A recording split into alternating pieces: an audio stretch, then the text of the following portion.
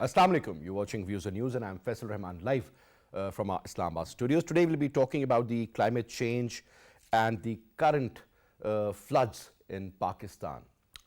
It has been reported that 1/3 of Pakistan is underwater as we speak. You talk about KP, southern Punjab, you talk about Balochistan or Sindh in particular.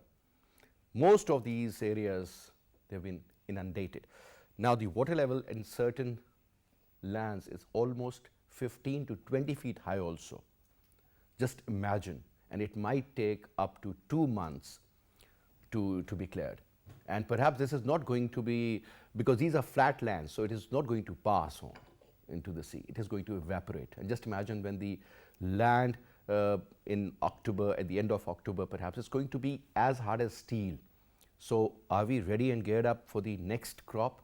I don't think so. You talk about the number of people who have so far been affected. It's around 35 million. Just imagine, 35 million people have been affected.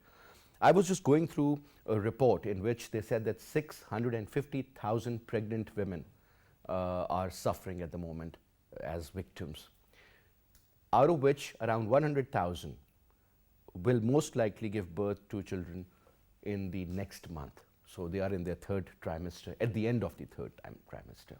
Are we geared up? Diseases like waterborne diseases perhaps, including the skin disease, more than 100,000. You talk about cholera, you talk about dengue, you talk about malaria, you talk about diarrhea. These 4 major concerns are there. And hundreds and thousands of people, especially the elderly and the children, they are suffering. As far as food is concerned, they are so vulnerable, there is nothing to eat. 35 planes so far have landed in Pakistan carrying aid from Turkey, UAE, UK, Qatar, Saudi Arabia, China. But that's just like a drop in the ocean. What will happen in the coming days is something very important that we need to talk about and discuss. And the worst case scenario is that another spell is approaching. Now that is going to create a lot of problem as well. Perhaps in 2010 things were different. These were the swollen rivers which created that havoc. But in this case, torrential rains. Imagine 464% more rain in Sindh. Just imagine. So this is what people have gone through. Entire villages have been swept away. More than 6,000 kilometers of road has been washed away. And the numbers, they just go on and on. Just imagine 1.4 million acres of crop as far as cotton is concerned has been destroyed. Your sugarcane, wheat, rice, maize, pulses, vegetables, fruit, onion, tomato. Just imagine. Look at the prices now. They are skyrocketing, acute shortage everywhere, transportation, because there is no infrastructure. So these trucks and major lorries carrying the flood relief items, they are stuck. Now, this is what the exact situation is. Now, time for the international community to understand and realize that Pakistan needs help, and help on urgent basis, on war footing.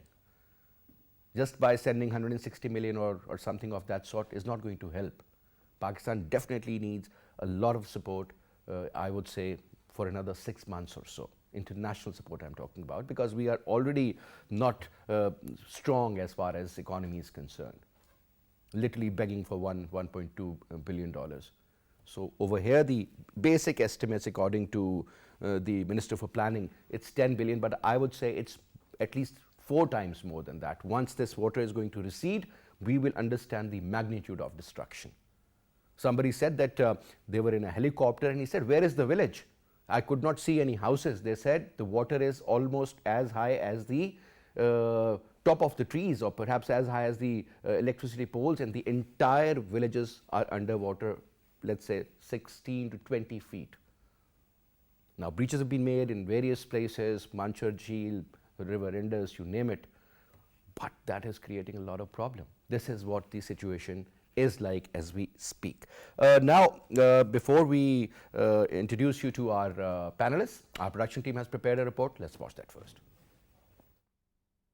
Recent disastrous floods and torrential rains in Pakistan have once again made the world very amply clear that climate change is a real existential threat not only for the poor and developing countries, but also for the developed countries. In this regard, Foreign Minister Bilawal Bhutto Zardari, who was called on by US congressional delegation led by Congresswoman Sheila Jackson Lee, while appreciating the delegation's visit to Pakistan at this critical time, also underlined that despite being one of the lowest emitters of carbon emissions, Pakistan is the most adversely impacted by the climate change. He stressed that developed countries must step up their climate efforts, including towards provision of predictable climate finance for mitigating adverse impacts of climate change in the developing world. Meanwhile, Ambassador Munir Akram, the permanent Pakistani representative to the United Nations, has urged the world community to act in solidarity to combat the worsening effects of climate change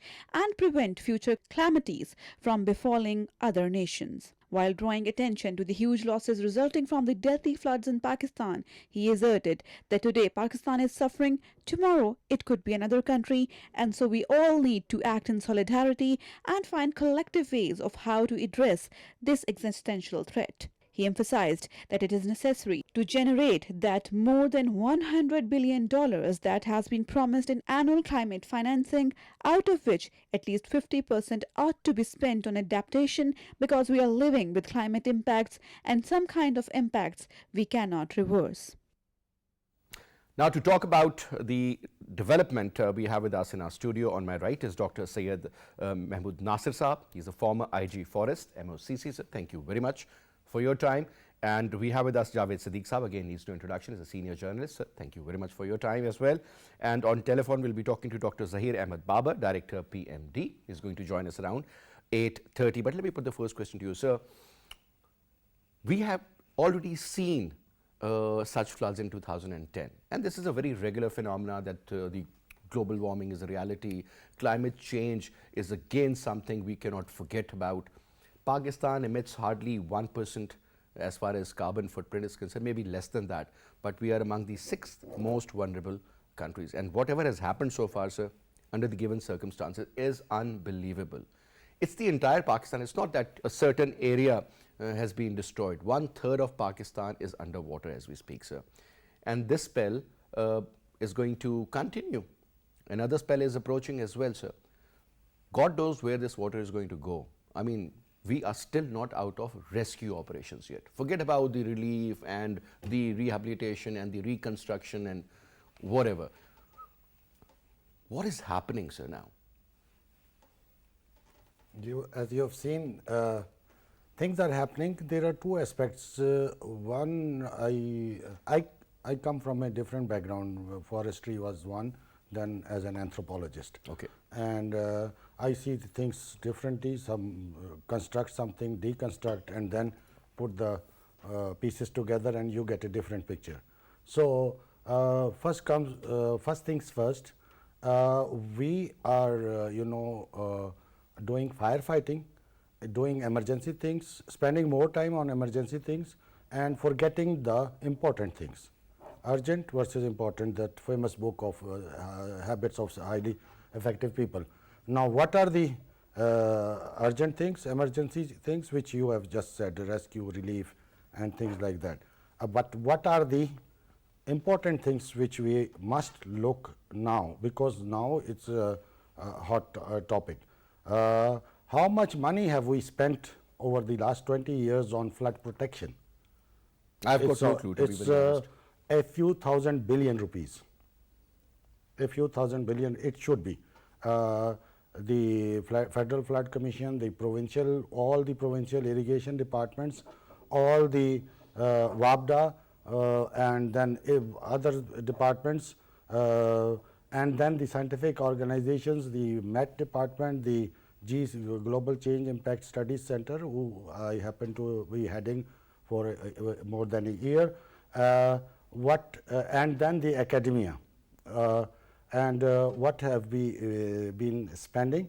It's all on 90 or 99% on engineering structures flood control. The National Flood Protection Plan, a few a few thousand billion rupees project on engineering structures. And you can't imagine when I came back from the Ramsar Convention on Wetlands, meeting their Secretary General in 2010, when they told us what Pakistan needs is a Ramsar advisory mission, and you should be looking at flood welcome policy and get the use the floods wisely and make benefit of it. But what we are seeing now, even if the water is standing, it won't percolate as it should, because only a few hours back, just before your phone call came, I was discussing with Dr. Fakhri Abbas, he is a brilliant scientist, and then Dr. Irshad Rame of the National Cleaner Production Center. They were telling me a recent thesis of NUST on Nala Leh was showing 30% oil contamination in the flowing stream water of Islamabad. Where is it coming from? From factories, your houses, your kitchens. Pollution, basically. Pollution. And what does that mean? That means that it stops oxidation of the water, it stops aquatic life, and he was telling me at Lucky Marwat, the same water, when it goes to the Indus, it's 18% oil spill. And when it settles, new that I'm learning. When it settles on the, please do call Dr. Irshad Rame. He is brilliant. I didn't have the time to bring some references. But this is absolutely the water won't percolate, and there is a thin film of that water. Now, when this water goes, is full of nutrition. It's not just water; it's life of the earth, life of our country.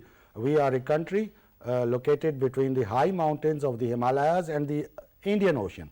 Because of millions of years of this silt and water, fresh water coming to the ocean, we get the Arabian Sea. It's warmer water, more nutritious.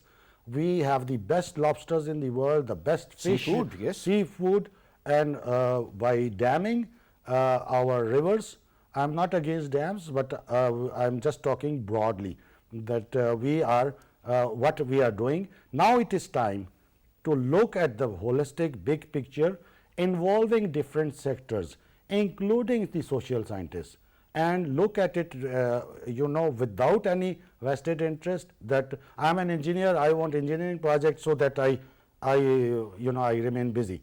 I'm a forester, I need forestry projects so that I am busy with tree planting.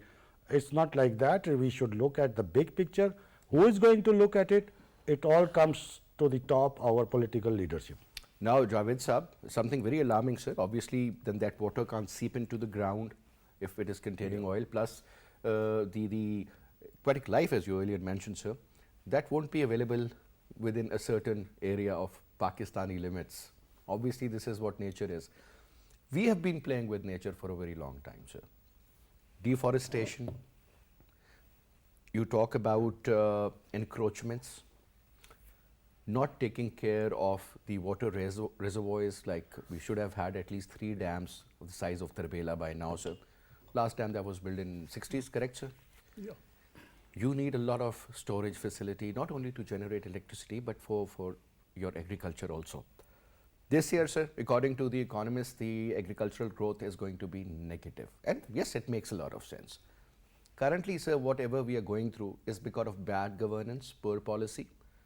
No reforms, no structural reforms. And this has resulted in this, sir, that 35 million people are practically sitting on their charpais, Yes. double charpais, the double story. So and they have water, diseases like cholera, diarrhea, skin problems. You talk about dengue, malaria. Short of food, most of these people will remain like that again, sir. But so there is no planning, no policy. We are so much based on this reactive approach. I think the most fail to unfortunate thing is that we as a nation, as a society, refuse to learn from the mistakes that we have made in the past. We have experienced devastating floods in the past as well. 2010 is an example, is a recent example. Oh, yes. And a huge number of population was adversely affected by that flood. plus we lost a lot of crops and lot of lives, human lives, cattle and infrastructure badly affected by that. But even after 10 years, we haven't learned anything. We created a few institutions like NDMA and its, other provincial ERA, if you yeah, remember, sir. and PDMAs, etc. But what have they done? What are the skills of these organizations to combat the devastating effects of flood like this? They haven't. They are not prepared for this, and that's very unfortunate. And what we are seeing today is, the the Met Office and the weather forecasts were telling us that this time around, in August and July, there will be rains 100 times more than the usual rains that we receive here in Pakistan. So nobody bothered about it. Only we read reports, and practically no steps were taken. That's very unfortunate. And now that it has happened, that as you have quoted the figure, 350 million people are 35 million people are affected by the water. They are underwater. Their homes have been destroyed. 1.5 million homes, 1.3 and million thousands livestock. of miles of roads have been washed away, and bridges collapsed. 243 bridges, So major bridges. this is the colossal loss that we have suffered. But we have to prepare ourselves at least to learn for the future. If that happens again, as you have said, then in September there's a forecast for more rains. So what preparations we have made to actually do something and to save the people and their properties and their animals and the crops from the coming rains. So now we are depending on what? Depending on foreign aid. As you have said, that the foreign aid is too small to basically meet the needs of the people who have been affected by these floods. And the most unfortunate thing is that the international community, of course, some of the friendly countries are sending us goods, and on humanitarian basis, they are helping us out. Medicines, etc., are being sent, tents and eatables and all these things. But we need a lot more.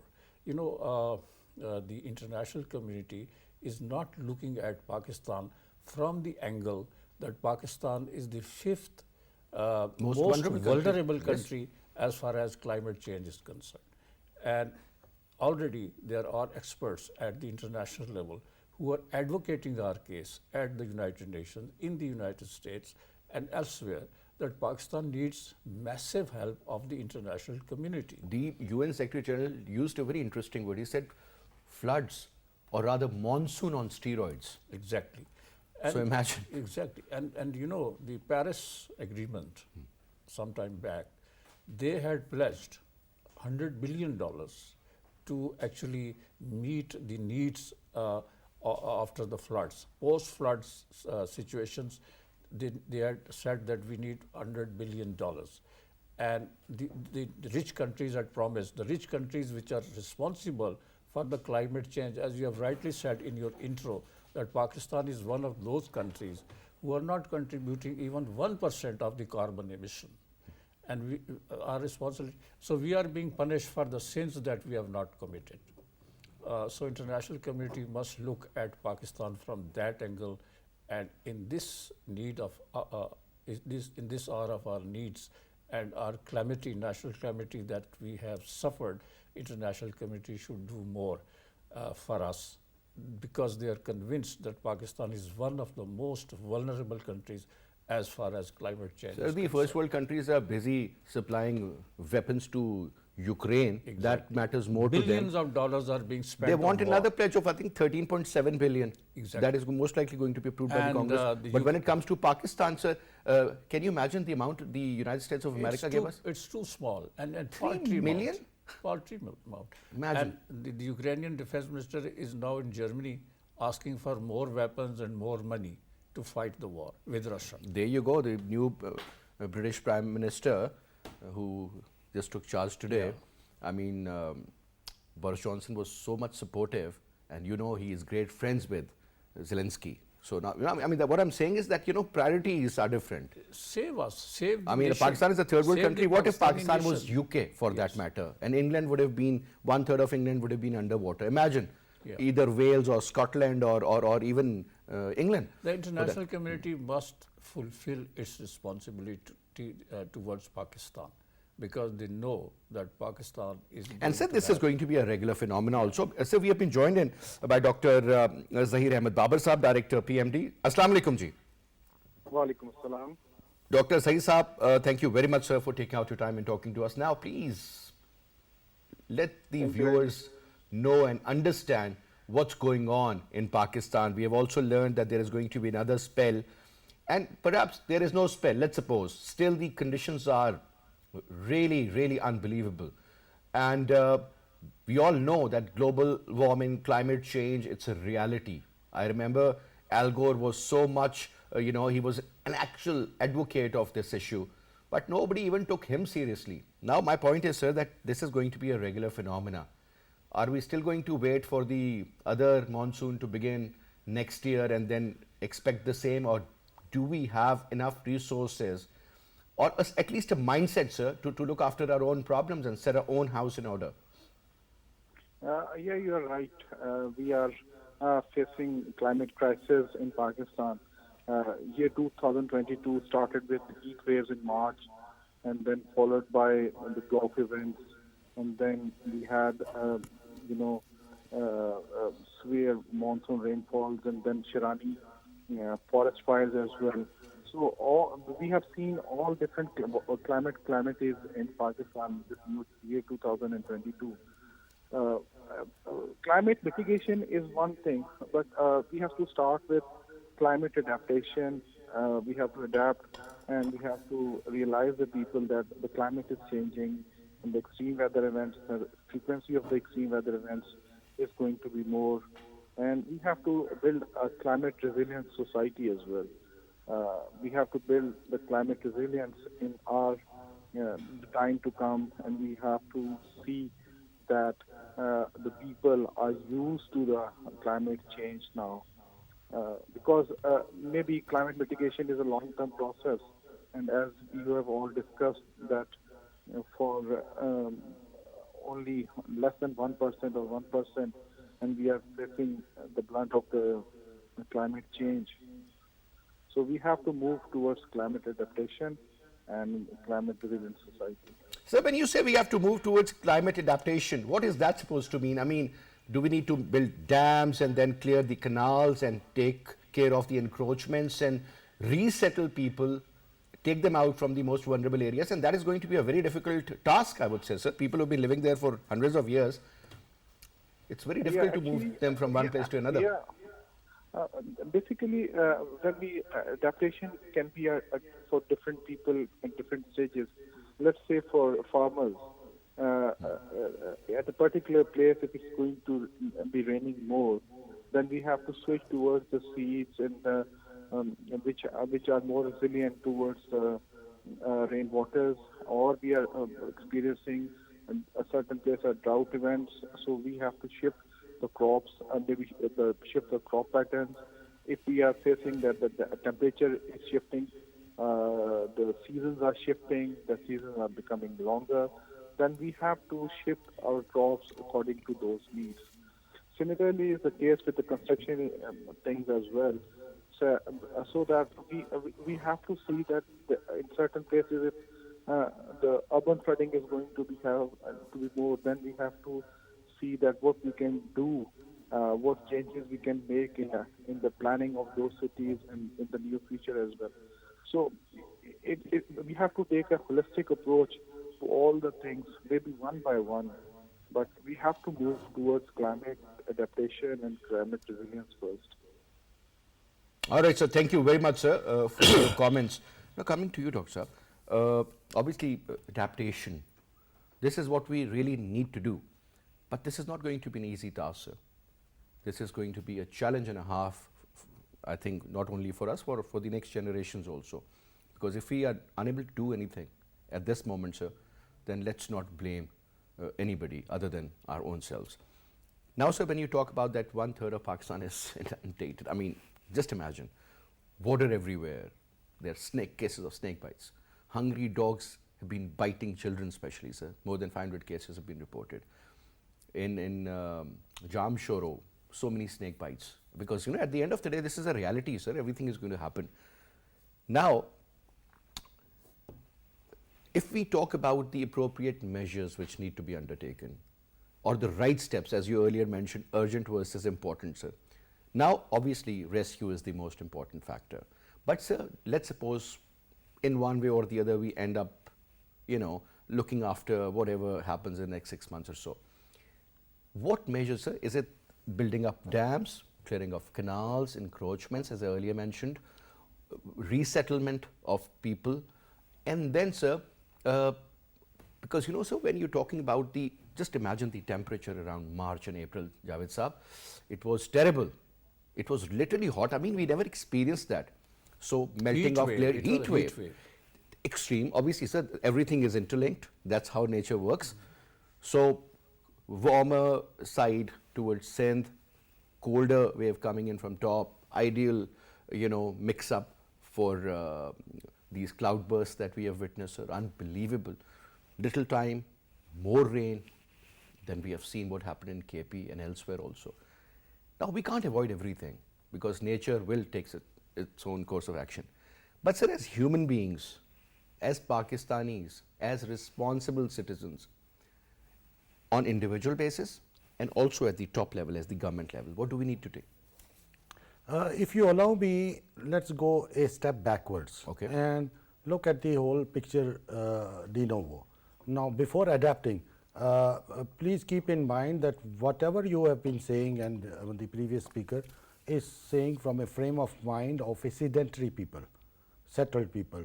I've spent 16 or 30 years working with nomadic peoples, and we also have had a large number of river nomads, sea nomads.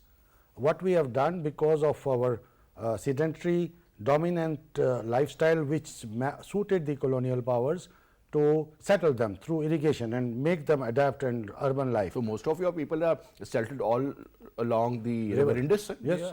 and settled. And That is what civilization and what the nature. human civilization has been.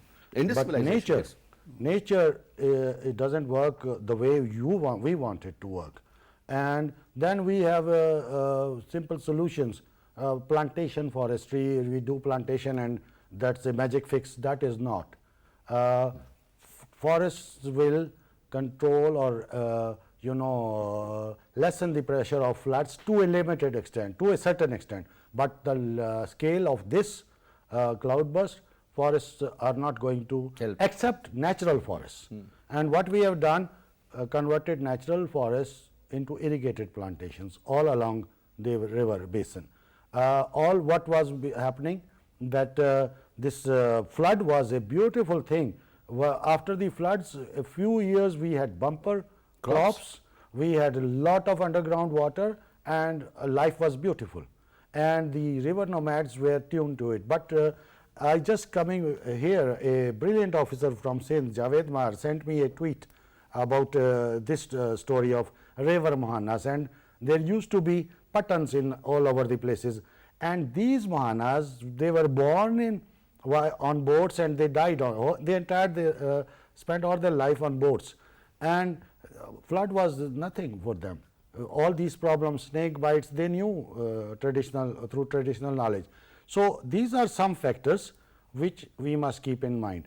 One more factor, yes, climate change is there, but other things are also happening, and unfortunately, I've seen research papers of academia and PMT and GCISC, very little that too secondary research on La Nina and El Nino process. If you see the forecast of last 3 years, La Nina process was going on and they were issuing warnings that you are going to have super floods. And our entire infrastructure is based on roads, canals and whatever dams, is as if the river will always, the floods will always come from north to south. But this time it's coming from west to east. So, and then we had spent very little on the Rod Kohi system, on the Kohi Suleiman, the Salaba irrigation. Imagine in the colonial times we had a Tehsildar Rod Kohi who would distribute flood water to the fields, and for next 2-3 seasons bumper agricultural crops were going on.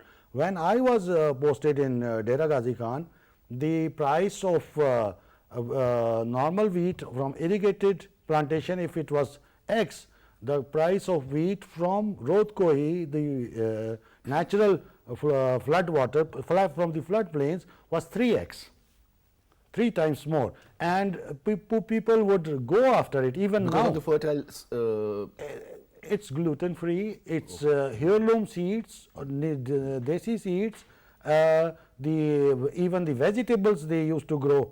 But now when you are taming the rivers with multi-billion dollars investments on canals, on bunds, and the one negative thing, when I was there in roaming about the river around Ghazi Ghat, I would see that there is one bund, after every flood there is one bund, one embankment, big one, costing billions. There were, I could count 5 near Muzaffargarh, and every flood would Muzaffargarh would be hit. Now the negative side, the riverine forests did not receive the flood water. Resultantly, the native original trees and flora and fauna of the riverine forests died. The foresters, we adopted, we started inventing irrigated plantation, converting riverine ecosystem into plantation forestry, and this is happening. Very little is left. The bhan, the native trees, they are all gone, and how long can we live through it? I was studying wherever I was there, 100 years old or 50 years old files I would always study when I was posted. The old foresters in those districts would spend money not on tree plantation, but on desilting the channels which would bring flood water to the riverine forests. That was the only investment they would do, and there were Even big sir, when forests. we talk about Tarbela Dam, it's full of silt. And Silting, yeah. according to one of the researchers, and according to his Yeah. point of view, he said that it is going to take more money and more effort to desilt Tarbela Dam rather to building another dam. Silt is one natural thing, but the irony and the agony I feel whenever I visit there is the plastic bottles, plastics. Sir, there. that is something we need. I mean, sir, we are dumping the waste of other countries in Pakistan. Just imagine. So, the bottom line is that we have experienced 2 massive devastating floods, 2010 and No. 2022. So what we as a country, as a government, as a society need to learn from these devastations, and we need to plan the future of Pakistan. How to, if we are convinced that Pakistan is extremely vulnerable to these climatic changes, and the world is telling us, our own experts are telling us, then we have to prepare ourselves for that. And the government must be aware of the realities and how to handle these floods in future, and how to keep the people safe from these floods, life and their homes and their animals and the infrastructure as well. So, the government has to wake up to this new reality. So we don't even wake up when the water is up to this level, Exactly. sir. So what Imagine the Met Office had mentioned it very categorically, and especially to the government of Sindh, that there's going to be 9 times more rain in Sindh and 5 times more rain in all over Pakistan. So, yet no alert was issued, so nobody talked about it, they were recognizing busy the in their fact- political grilling of each other. So recognizing the fact that we are a vulnerable country to climate change, and floods are going to happen again and again, they are going to visit us. So we have to prepare ourselves, prepare our people. We have to educate them and make them aware of all this. Where the population is to be settled, and where it is not feasible for them or suitable for them to be settled in future. These things have to be done. And I don't know whether the government is going to create another organization. They have a federal flood commission, and they may create another organization to even this absorb particular one a has done few so hundred officers or other experts or something like this. But this needs a very, very serious planning and attention by the government of Pakistan. And that will be a great service to the people. And if we want to save our people in future from these disasters, we have to take certain practical measures, take certain steps with the help of the international community. And I think the international community is well aware of our needs. There are experts working on this subject, and their assistance can be acquired, and they could be of great use to Pakistan. And we also have to advocate internationally for Pakistan's vulnerability, that we are a vulnerable country and we need to be helped. And I think the world is listening to us. It's And just listening to us, sir. It's yeah, not doing but anything. That's what I'm okay, saying. we that have to mobilize we them. need aid on war footing. You know, Exactly. just imagine, sir, I mean, just do the comparison. Around 1,700 people died in the floods of 2010, 1,700. And we were like shocked. And then there was this hue and cry everywhere. PTV did a transmission for weeks, gathering money from left, right, and center. Another important Nothing has aspect. been done this year, Another sir. important aspect is that this time around, the most unfortunate thing is that the political leadership of the country is divided. And they are not The on blame the game same is still page. going on, sir. Accusation and counter accusations. They are trying to undermine each other. And here we have to be very, very united. We have to be on the same page to combat the effects of this devastating, terrible, natural calamity. So the politicians are not on the same page. Our institutions have to build their capacity. That is the most important. And that's very important. And I think if they don't have the capacity, they need to get the services of some international organization or experts. Outsource. Or learn from those people. Because sir, we How do to not have the handle No, capacity no, to no, do it's the not. will. There is, we have enough people, a few good men We are have still enough here. people, but very few If you people allow with that me, kind of a mindset. If you allow me, there is a big project which is now almost started. It is a $150 million dollars project coming from the Global Climate Fund.